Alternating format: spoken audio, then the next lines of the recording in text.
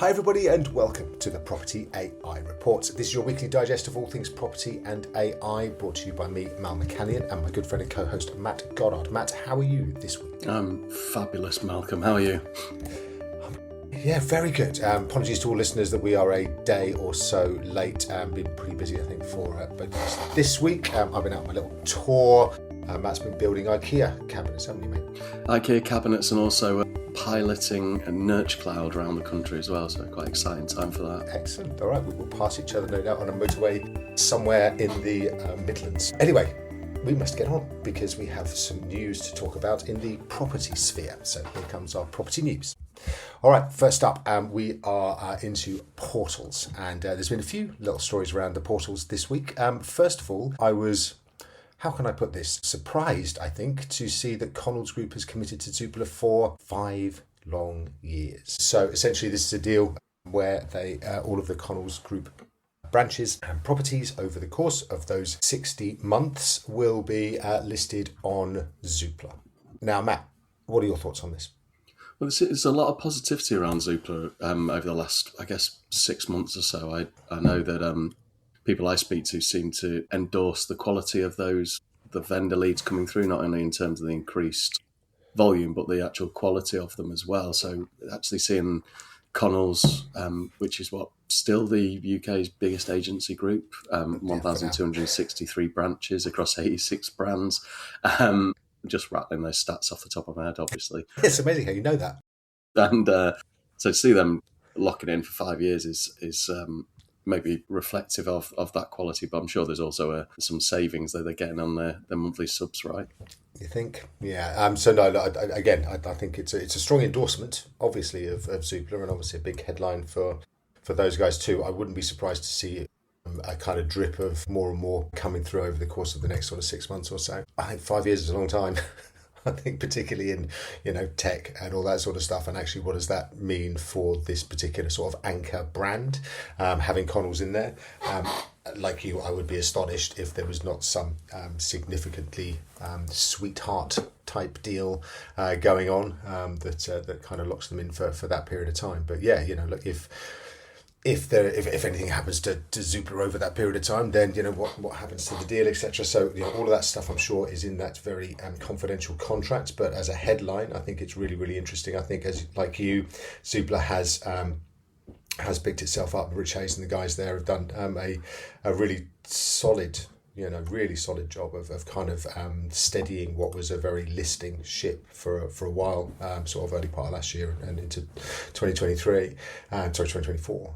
But yes, I think it's a strong endorsement. I think it's really good for that particular business, and I think it's going to be interesting to see if they can actually build out, particularly when we get onto our next story, which is about one of their competitors, because they seem to be pulling in their kind of fangs a little bit, does CoStar and on the market, and not necessarily going as hard as they were promising back in 2023. So yeah, Zoopla, amazing job, well done, congratulations. On the market, let's have a quick dive into them. So over in the States, CoStar has announced, so CoStar owns On the Market, also owns Homes.com in the States, one of the challenger brands to Zillow, the Rightmove of the US. They also own Domain in Australia, which they acquired middle of last year for $1.8 billion. That's challenging the REA Group, which is the Rightmove of Australia. So they've got 3 massive fights on their hands, and they seem to have blinked in the States, because actually they have announced that they're not going to put quite as much investment into Homes.com, the American challenger, as previously, and they're now going to start to look at how they can make it profitable. Matt, what's your take on what that means for them, and also for On the Market and perhaps Domain too? Well, it was an interesting background that we sort of discussed a few times on here, haven't we? That Andy Florence came out a couple of years back and said everything's going to be bright orange and Homes.com, and we're rebranding the world and another football stadium, including London FC Arena and Manchester FC Arena, is all going to be Homes.com, and then dialed back quite dramatically on that last year to say that it's going to be last year. It's only back end of 2025, wasn't it? But it's going to be the focus is on back end. Focus is going to be more on the underlying portals rather than the Homes.com brand. And I wonder if part of this is carrying on with that realisation that we cannot dominate America with a single brand, and we cannot shift the needle in or shift the dial in both the UK and Australia with that sort of consumer awareness, but also the profitability point's quite an interesting one, isn't it? Yeah, because profitability is difficult, particularly if you are the third as they are in the UK. I was fascinated to see an on the market advert on telly yesterday. Oh, really? Last night. I've not seen that. It was the old one. It was the one from like 2022, from pre-CoStar. You weren't looking it up on YouTube, were you? No. Although sad as I am, I do kind of go there and go, "Ooh, I wonder what that advert's like." No, that was actually literally, I can't even remember what it was. It might be Gogglebox or something random. It was it was the very, very old one where he's bursting through the wall with like the phone on his hand. So that kind of indicates that, and I remember like 2023, they were like, we'd spent 40 whatever million pounds on advertising. We've advertised on the market. So, throughout 2025, they almost did nothing because they were kind of like, well, should we go for homes.com or should we go back to the market, whatever. So now it looks like they've kind of gone, right, we're going to double down. We're going to really go harder on the market again. So, just a fascinating, almost kind of pivot from a marketing perspective. It would appear, again, all listening to the jungle drums from over in the States about what they're doing over there, and then what does that mean over here, and the advertising on TV. It does seem like they are almost going back to the future, and on the market is going to be the brand over here. But I do wonder what that means for on the market, for the brand, for the the agents that are on there. Particularly if, as we've just discussed, Zoopla is now perhaps entering a little upswing as well. It's going to be dog eat dog, 2-on-3 fire, and does that just mean Rightmove rides off into the distance again while the other two just kind of scrap it out? I think it's going to be a really, really interesting time. Speaking of Rightmove, they had what they called their busiest ever Boxing Day bounce over Christmas 2025 a few weeks ago. Not surprising, I don't think, from a volume perspective. I think that, people there's been a lot of pent-up demand in 2025. And, this kind of feels like, it's people doing what they do, right? That's it.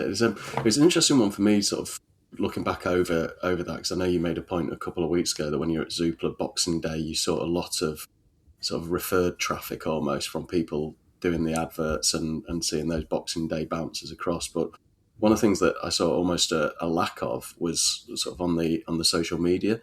So a lot of the adverts placed in amongst Gogglebox, as you sort of touched on earlier, the Rightmove, Zoopla, and even the Upsticks. But actually, the Instagram Reels, the Instagram Stories, the Google paid ads, I actually saw almost a lack of any traffic coming through. Now, obviously, that's maybe to do with me and where I'm falling in custom audience and such like. But I wonder if more around the festive season and the sort of the traditional media is getting more focused than those sort of pieces. Maybe it's because a lot of the digital advertising platforms that we work with are more mechanical, and you have to press buttons and push things through Meta Business Manager and Google Display sort of things. But there are those automated ones out there. I know Ray White, who uses Listing Logic, there's a lot of campaigns geared to go across those periods automatically. But it seems like the sort of the boom and the bounce maybe is because of the fact that those traditional elements were the ones that we as agents relied on during the course of that time.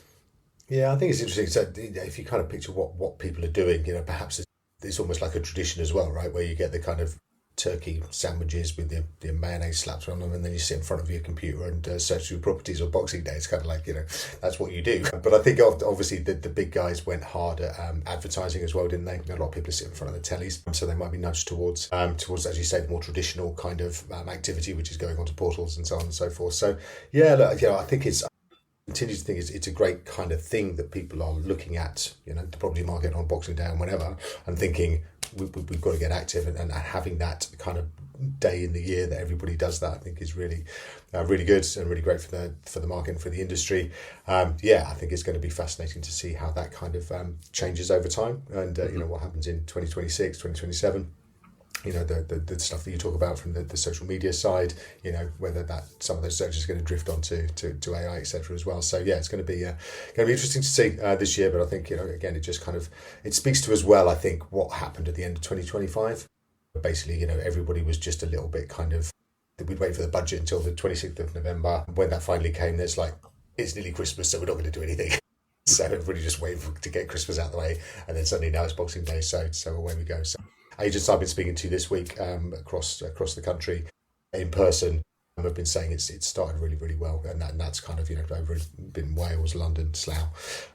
It's been seems to be pretty positive. So yeah, that sounds like one of those T-shirts from the '90s, doesn't it? What is it? New York, Milan, Paris, or whatever, and you've got Wales, London, Slough.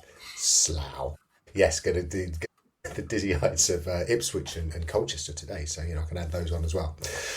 Brilliant stuff. That is our starting with our portal news. We want to just dip into some more on the property side around estate agents and a new HQ for Foxtons.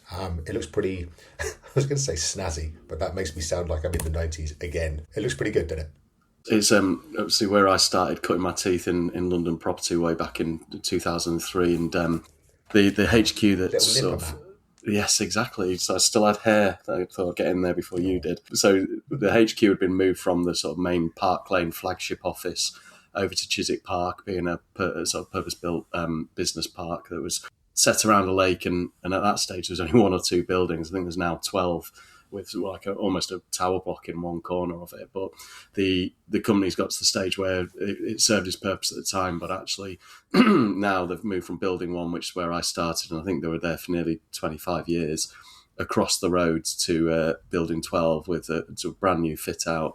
And I think you saw Guy Gittins' video on LinkedIn, didn't you, where he's sort of doing the tour and discussing it. So I think the monster continues to evolve and see where it goes next. But it's great to see that sort of a lot of the things from when I was there are still there, continued across the road to building 12. Yeah, it's an incredible space. And I mean, their PR team and their marketing team and Guy himself and all that, it's just so slick. And it just looks amazing, just like that is how to kind of just it's a new building, people, but actually it now looks really sexy. I love the way they do the new car launches now. So like your Target car, and in the old days it used to be the Friday meeting. You go to it, you get given your new set of keys, and then the cars have been driven over by various members of the head office team to make sure you're collecting your new BMW 3 Series or your supercar or whatever it might be. Whereas now they're always filmed with a drone on top of a multi-story car park and guys handing them over. So they're really slick as well. But it's completely unintentional, and it is a direct impact of the IKEA stuff you really alluded to at the start. But I've actually got my Foxtons Minis on the shelf behind me today for anyone watching it on YouTube. So there is the Flames one from when I first started back in 2003. But actually, if you are listening, they are die-cast, scaled-down toy models of the Minis rather than actual full-size Minis behind me. Because obviously my flat in Campbell has got space for that. It's like the place on the M4 as you're heading out of London that's got the Audis all arranged.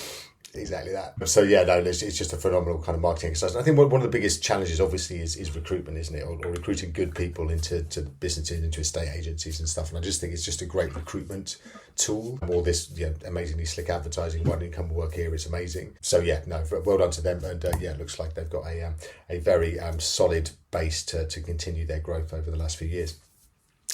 Also in the property space, let's just a quick shout out to the Women in Estate Agency. They've got their new or their Not a Conference happening this year. They've announced it. It's going to be on the 5th of March, Thursday, at the Shaw Theatre in London.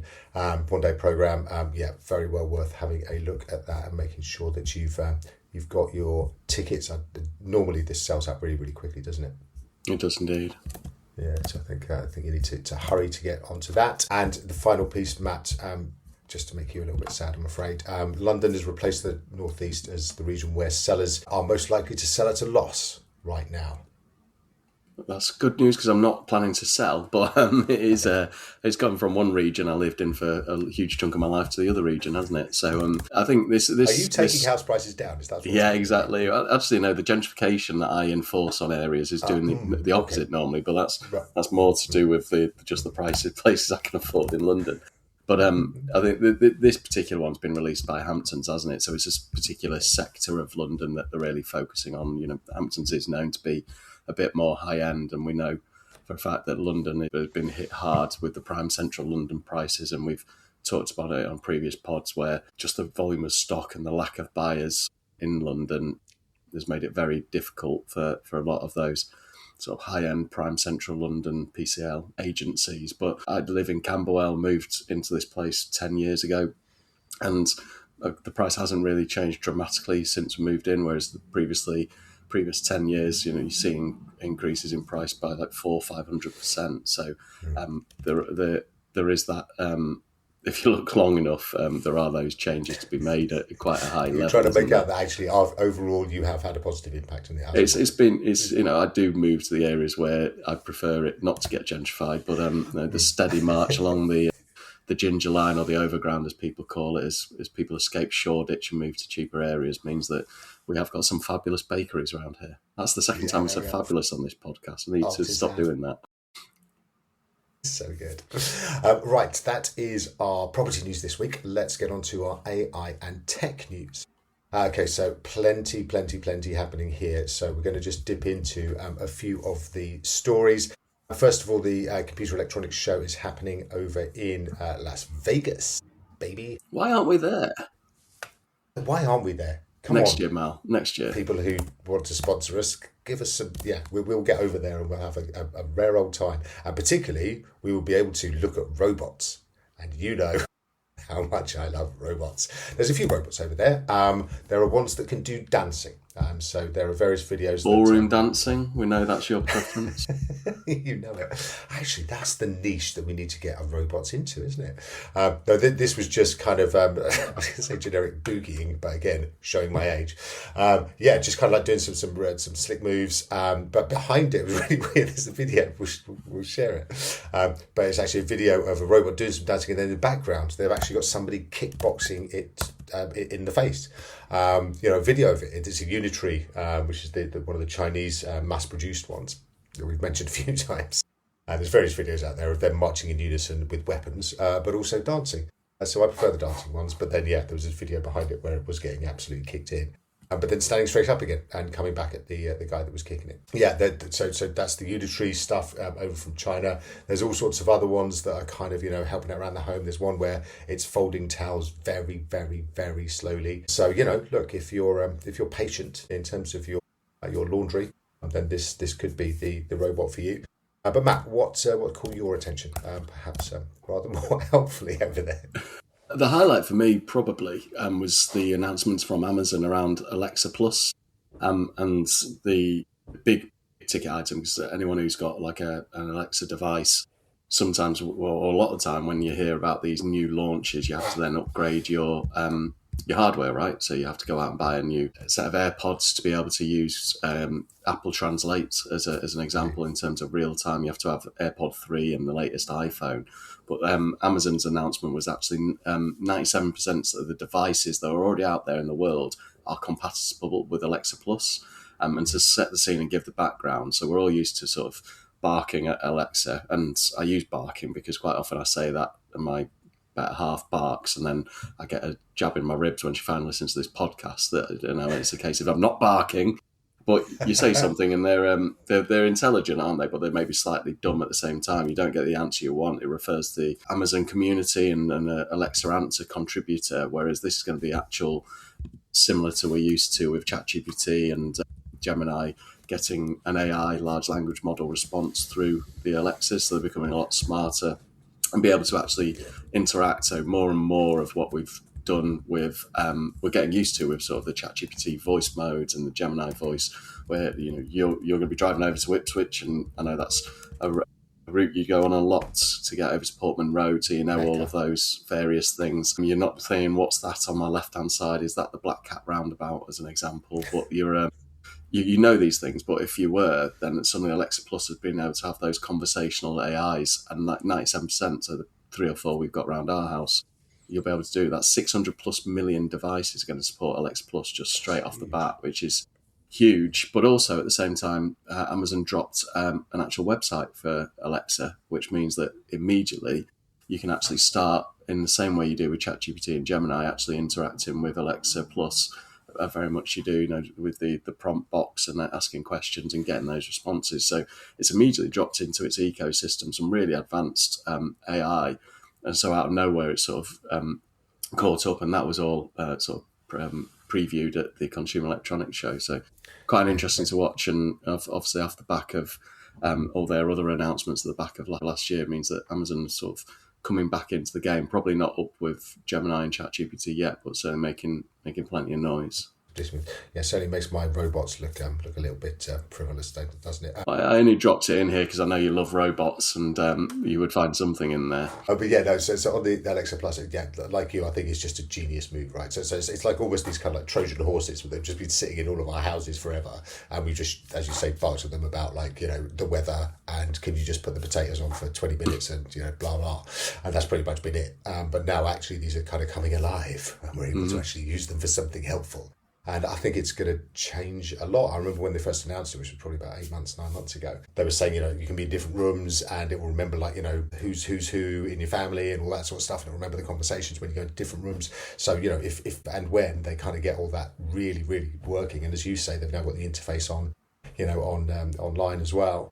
Then, you know, it's going to remember things and it's just going to be a phenomenal piece of kit. So, yeah, you know, out of nowhere, I think, like you, that suddenly we've got a new contender that actually could be really, really, really interesting. So yeah, good to. Well, so on the same bit as well is sort of, I hadn't included it in Alexa Plus, but actually it's relevant. Is your wearable that you always reference when we're talking wearables is actually being relaunched as part of the Consumer Electronics Show as well. So Amazon announced that. I can't remember.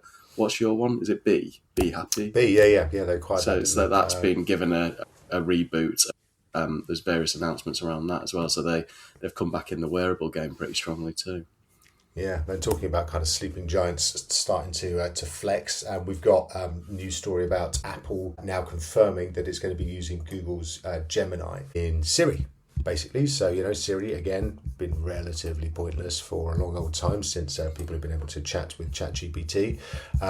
Now what we've got is, that essentially it's going to be able to do really, really intelligent stuff using Google's Gemini. And I think that that's going to be, again, just a kind of step change in terms of people understanding and being able to use AI in their day-to-day.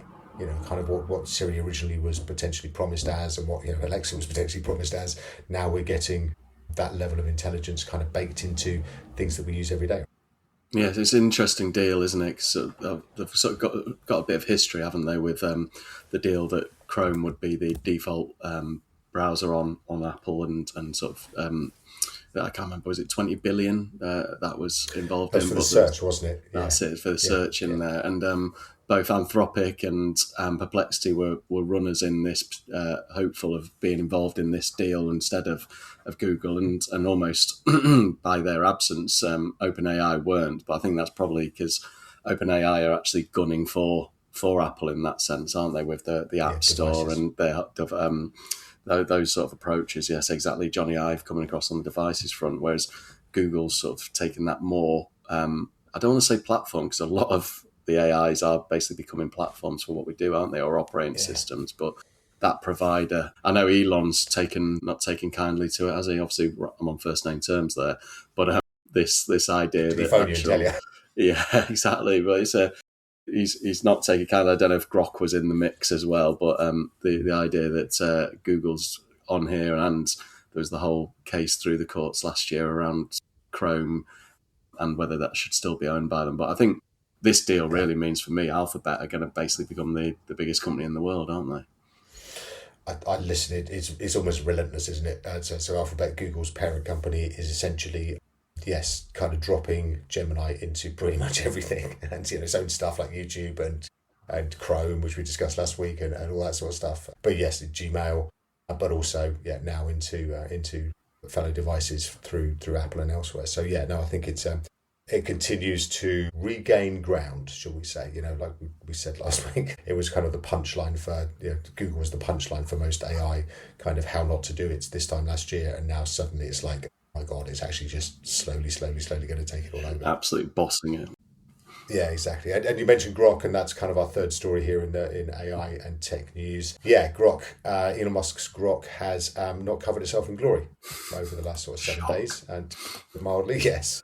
I mean, this was always kind of the way that it was going to go, but the news, in case you missed it, is that it has been allowing people to take any photo of anybody, right? So you might have put a very cheerful photo of you and your kids up on on social media, and essentially Grok will allow you to essentially change clothes for them, make them almost naked, etc. And it's just been absolutely terrible. But it took them ages to do anything about it, right? Everybody was complaining about this. It was all, there was a lot of kind of revenge kind of imagery coming out. There was a lot of child sexual abuse kind of adjacent images coming out as well. It's been horrible, and it took so long. I think it was last Friday they finally changed it, but all they did was make it a premium feature. So if you pay enough money, then you can still do this stuff. And for me, it's just so awful, right? Monetizing that side of things, isn't it? It's pretty horrific. But we know there's been controversy, and Elon Musk almost courts it everywhere he goes, doesn't he? And actually, he clearly loves that sort of side of attention. Yeah. I can't even say allegedly because that's not just if they get sued, it means we've got good distribution of this podcast. But it is horrific, and then the fact they've taken the opportunity to monetize that, and if there's people willing to make these off the back of such a horrendous set of sort of people sort of generating sexualized and nude images of women and children, it's embarrassing. Yeah, it's just terrible. So there's a lot of governments now finally that are looking to ban it. India is one. It's been spoken about elsewhere, like Spain. Here in the UK, we're talking about how to stop it. But it's out there. These images are available now of people, and it's just horrendous. So this is when it goes wrong, when you don't have essentially ethical guidelines and guardrails at the top of the top that are meant to protect people. So it's been a terrible week, I think, for them, and it kind of speaks to why the likes of Apple are really not going to partner with Grok, because this is the kind of stuff that it attracts and that it does. All right, so that's more of the kind of large language model Frontier Labs news, and we wanted to dive into health, because there's been quite a lot of AI health news this week. OpenAI has unveiled ChatGPT Health, and says that 230 million, and they've got 900 million users, so it's a massive chunk, so that's per week. 230 million users ask about health regularly. So they've created ChatGPT Health, which they say is a kind of fine-tuned version of ChatGPT that's really kind of intended not to hallucinate too much, and actually be able to help you with your kind of health worries. Obviously, over in the States, this is even huger because of the healthcare costs and the system that they've got over there. But Matt, is this something that you would use?